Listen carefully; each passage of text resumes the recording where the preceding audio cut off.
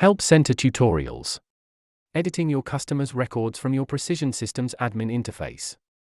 You may need to add or edit information on your customer records long after you've created them, and there are several ways to do this in Precision Systems.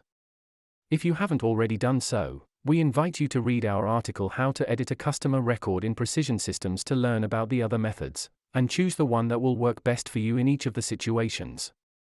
Editing them from your web administrator interface is one method. To do so, log into your administrator account from the web or on your myPrecision mobile application. On the sidebar on the left side of the screen, click on Customers Accounts in the Loyalty section. This will take you to your customers database. You can then select a client from the list displayed or search for one using the search bar at the top of the list. Once found, click on the customer of your choice to access his file. Then click on the button with the illustration of a pencil.